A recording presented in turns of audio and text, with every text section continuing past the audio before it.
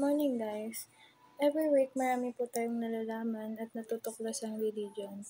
So ngayon, we're here to discuss of you one of the religion of Japan, which is Shintoism. What is Shinto or Shintoism naman? So Shinto is the indigenous religious tradition of Japan characterized by its focus on kami, which are sacred or divine powers, including gods, spirits, and ancestors. Kapag sinabing indigenous, it means po katutubo. So ito raw po yung indigenous religious tradition of Japan na nilalarawan by focus on kami, which are sacred or banal na kapangyarihan kasama ang Diyos, Espiritu at mga ninuno. Kapag sinabi namang kami is the Japanese word for a deity, divinity or spirit, isang Diyos, pagka-Diyos o Espiritu. Saan nga ba nanggaling ang Shinto? Nanggaling ang Shinto sa Shen Dao at Shen Tao. Ang meaning ng Shen ay divine beings at ang meaning naman ng Dao or Tao ay the way. Kaya ang ibig sabihin po ng Shinto ay the way of kami. So, ayun nga ang term ng Shinto ay nangangahulugang the way of kami at nilikha raw upang makilala ang mga katutubong paniniwala ng mga Japanese from Buddhism kung saan pinakikilala ito sa Japan noong 6th century CE or Common Era. Shinto does not have a founder sa sacred scripture or fixed dogmas, but it has maintained its core beliefs over time. Ang mga Shinto raw ay wala silang founder, sacred scripture, o fixed dogmas, pero mini-maintain nila yung mga pangunahing paniniwala nila sa paglipas ng panahon. Shinto is polytheistic religion and its practice are deeply embedded in Japanese culture and society. Ang Shinto raw ay isang polytheistic religion. It means naniniwala at nag-worship sila in more than one God. At ang mga gawain nila malalim na nakatanim sa culture at society ng mga Japanese. It emphasized the sacredness of nature and humanity na tinuturing ang mga tao bilang likas na banal na walang concept of original sins. Instead, ginagawa ang mga ritual na paglilinis upang linisin ang mga impurities at ipakita ang iyong banal na kalikasan. Symbol of Shintoism. Ang torii ay ang pinakakilalang simbolo ng Shintoism na nagmamark sa pagpasok sa isang Shinto shrine at nagpapahiwatig ng paglipat mula sa pang-araw-araw na mundo patungo sa banal. Ang word daw na torii ay literal na nangangahulugang tirahan ng mga ibon. Jinja is the most general name for shrine. Any place that owns a honden is a jinja. Ang jinja raw ay ang pinakakaraniwang pangalan para sa shrine. Anumang lugar ang may honden ay isang jinja. So yung honden is the building where the deities are enshrined. History of Shintoism. Ang pinagmumulan ng Shinto ay sa panahon pa ng Yayoi na tumagal mula 300 BCE or before Common Era hanggang 300 CE or Common Era. Ang Shinto ay kasama sa mga elemento ng sinaunang paniniwala ng Japanese like pagsamba sa banal na ninuno, pagkikipag-usap sa mundo ng espiritu, at pagbibigay ng kahalagaan sa mga natural na pangyayari at mga tampok na geografiya o geographical features. Shinto has coexisted with Buddhism, Christianity, and other religious traditions in Japan, often blending elements from these faiths. This syncretism is evident in the shared pictures and beliefs among the Japanese who may participate in both Shinto and Buddhist rituals. Ang Shinto ay kasama ng Buddhism at Christianity at iba pang mga religious tradition in Japan na kadalasang pinagsasama ang elements mula sa mga pananampalatayang ito. Ang syncretism na ito ay makikita sa mga shared pictures and beliefs among the Japanese na maaaring makipag-participate sa parehong Shinto at Buddhist na mga ritual. Yung syncretism is the practice of combining different beliefs, philosophies, or culture into a unified system.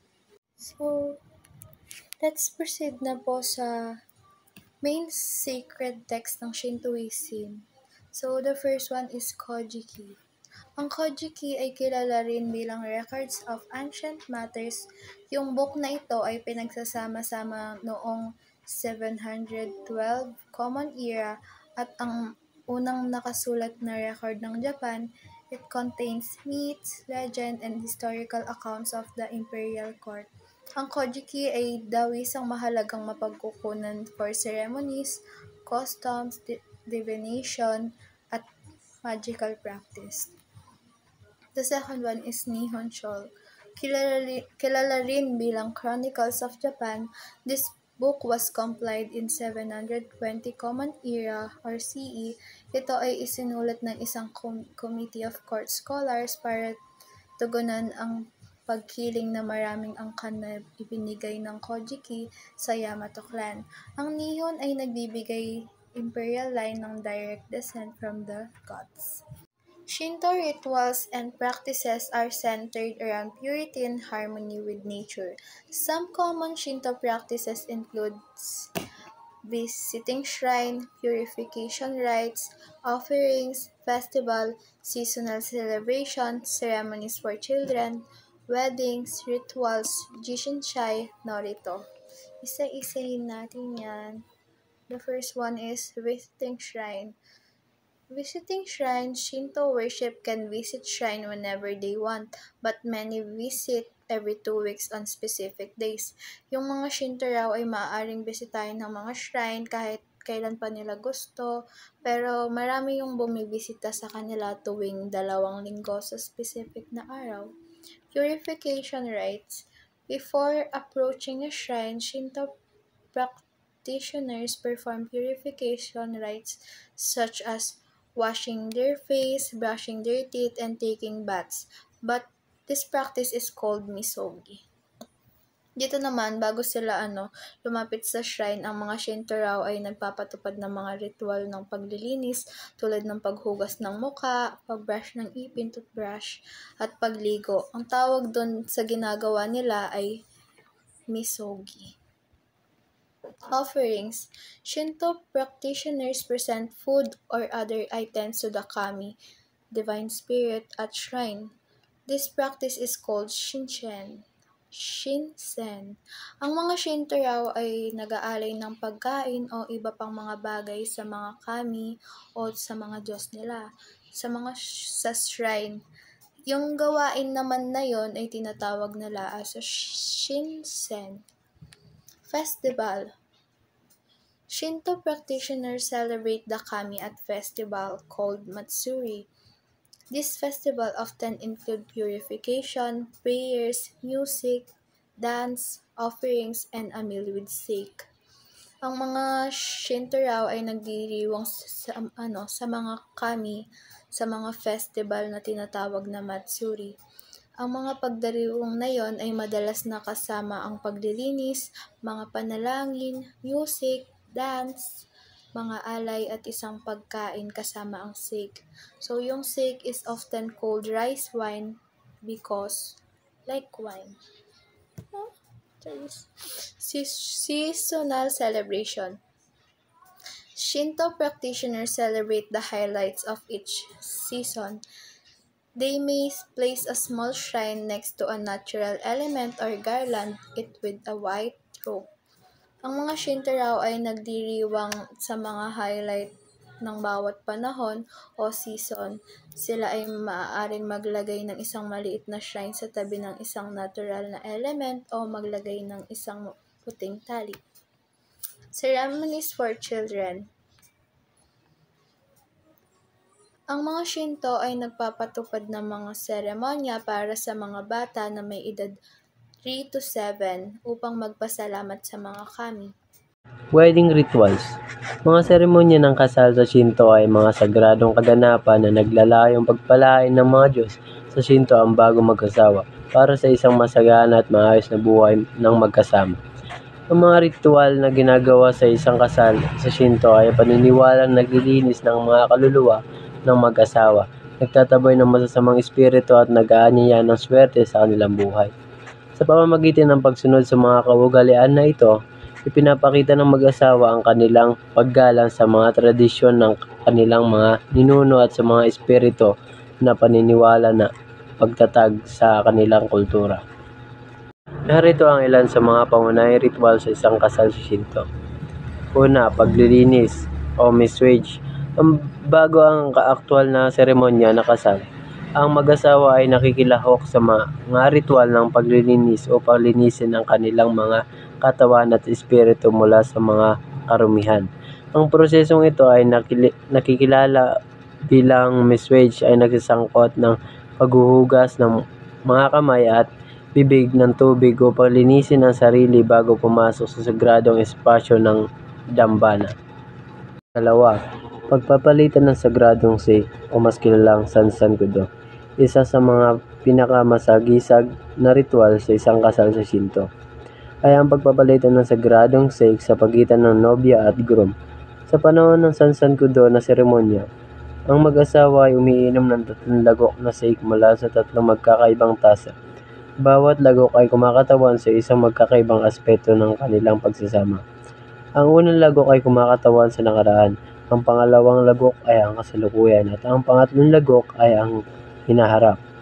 Sa pamamagitan ng pagbabahagi ng sake sa ganitong paraan, sinasagisag ng mag-asawa ang kanilang pangako sa isa't isa at ang kanilang paglalakbay na magkasama. Chishinsai. Ang Chishinsai na kilala rin bilang Tokoshizume no Matsuri ay isang seremonya sa Shinto na ginaganap bago magsimula ang construction ng isang bagong gusali. Ito ay isang ritual na naglalayong humingi ng pahintulot mula sa mga Diyos sa Shinto na nang-aangkin sa lupa upang magamit ito para sa construction at upang humingi ng proteksyon para sa mga kaligtasan ng manggagawa sa panahon ng proseso ng pagtatayo. Norito. Ang Norito ay isang mahalagang bahagi ng ritual sa Shinto na tumutukoy sa mga formal na panalangin o seremonya na naglalayong makipag-ugnayan sa mga Diyos sa Shinto. Ang mga ito ay binibigkas sa isang espesyal na tono na nagpapahiwatig ng kagandahan at kapangyarihan ng mga salita. Ang Norito ay karaniwang binibigkas ng mga pari sa Shinto sa mga dambana, lalo na sa mga mahalagang kapistahan o seremonya. Ang mga Norito ay mga strukturang wika at mga partikular na formal na nagpapahiwatig ng paggalang at pagkilala ng mga Diyos. Karaniwan ang mga ito ay naglalaman ng mga sumusunod na elemento. Una, papuri sa mga kami.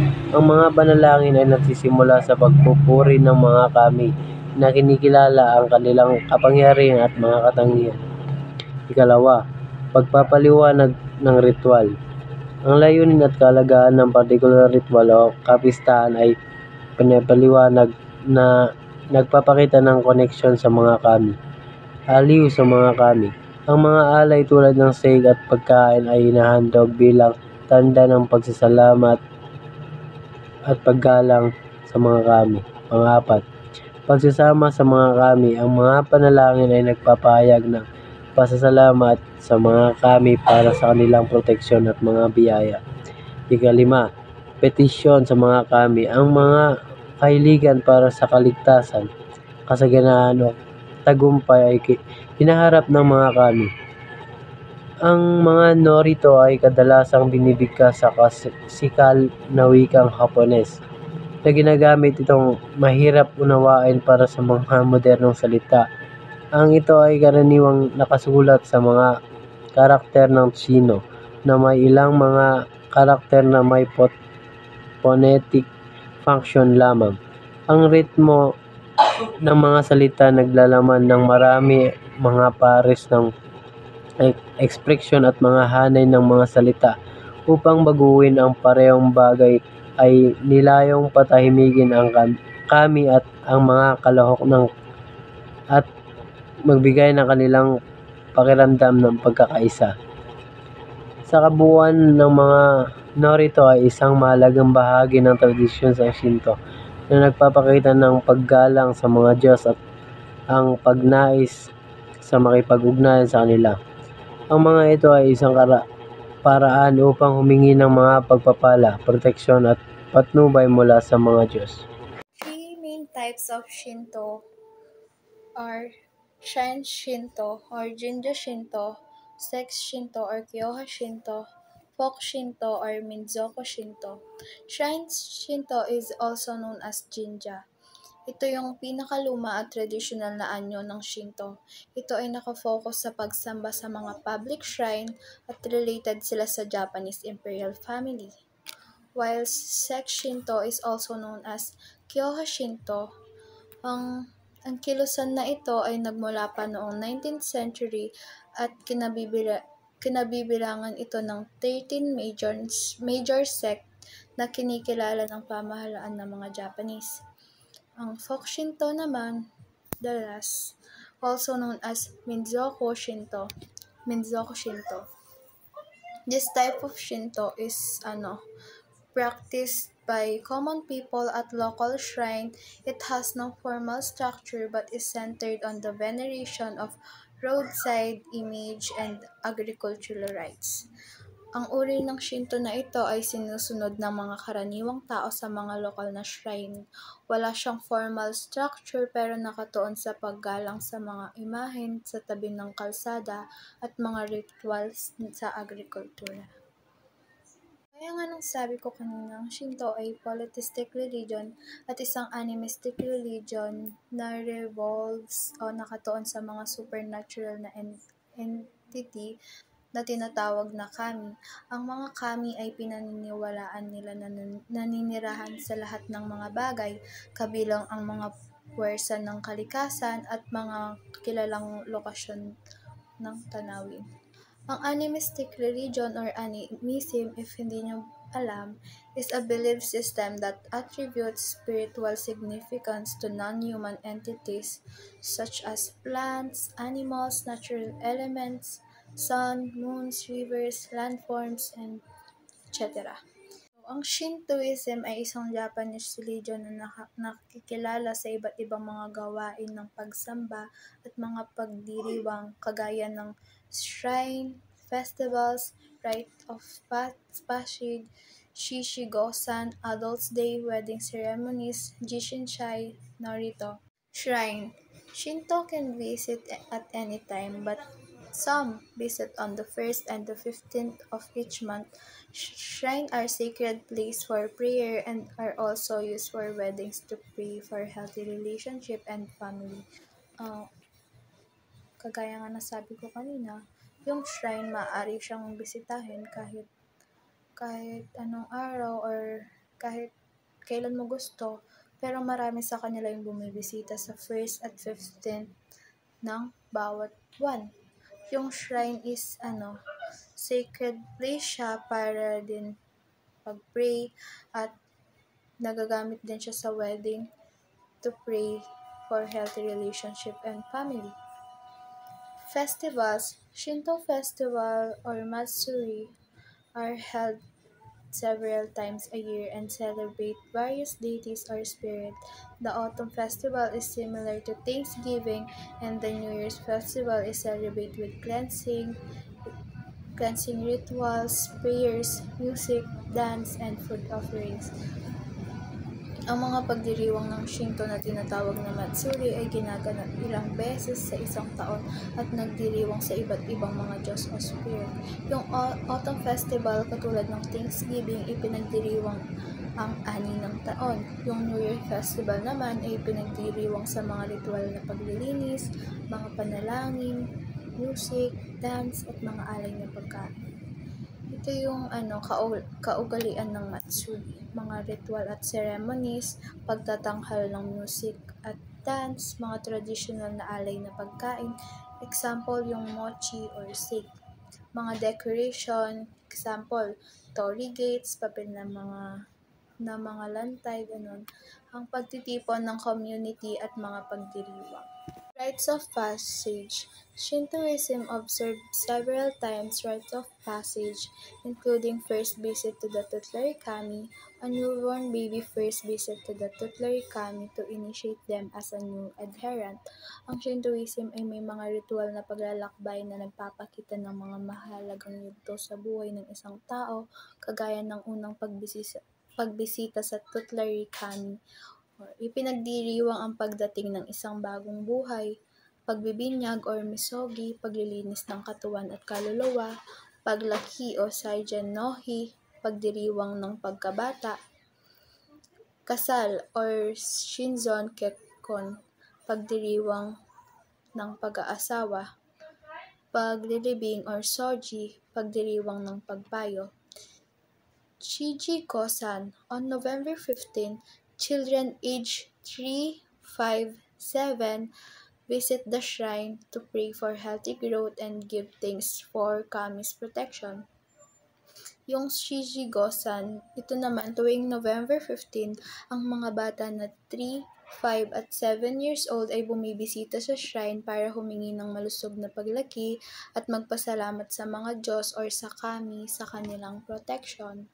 Adults Day. On January 15, the day commemorates those who have turned 20. Sa January 15 naman, sineselebrate nila ang mga taong nakarating or nakatuntun na sa 20 years old.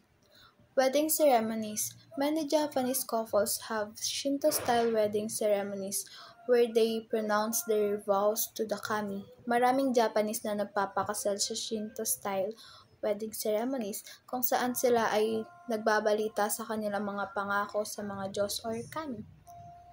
Jishinshai. Ceremonies held before a hiding is constructed. Ang Jishinshai, ito naman ay nagse-celebrate sila bago magtayo ng gusali or building. Norito. Mga formal na ceremony ng Shinto kung saan ang mga panalangin ay direct na inaalay sa Diyos or sa kami. In Shintoism, death is considered impure and a source of pollution which conflict with the religion's emphasis on purity and harmony. So sa Shinto, kapag namatay ka, ang bangkay mo na yung pinakamarumi sa buong universe. Tapos ang mga malalapit sa iyo, gaya ng family mo, ay kailangan nilang maligo sa ilog para malinis sila. Tapos yung family mo, hindi sila pwedeng pumunta sa shrine ng 30 days. Kapag naman nag-mens at nanganak ka, ay may bahay silang nakalaan na tinatawag na taya or menstruation house. Sila rin ay hindi pwedeng pumunta sa shrine 7 days. Dito ay bawal bumisita ang mga lalaki. Hindi rin pwedeng pumunta sa shrine ang nakipagtalik sa hayop. 5 days lang hindi pwedeng pumunta. Kapag naman natamaan ka ng kidlat or leprosy na sakit, ay makasalanan kang tao. Let's proceed sa purity and harmony nila. Impurity. Shintoism views impurity as anything that separates people from the kami, the mysterious powers of nature, and musobi, the creative and harmonizing power that is considered to be an evil that must be accepted. But Shinto rituals can help the spirits of the dead escape decay and corruption. Nakikita ng Shintoism ang karumihan bilang anumang bagay na naghihiwalay sa mga tao sa kami. Ang mahiwagang kapangyarihan ng nature at masubi, the creative at nagkakasundo na kapangyarihan, ang kamatayan ay itinuturing daw nila na isang kasamaan na dapat tanggapin. Pero ang mga ritual ng Shinto ay makakatulong sa mga spirits ng mga patay na makatakas sa pagkabulok at katiwalaan. Ceremonies. Shinto shrine are considered pure, so ceremonies are not built near them. Most Japanese people have Buddhist or secular funerals and cremation is common.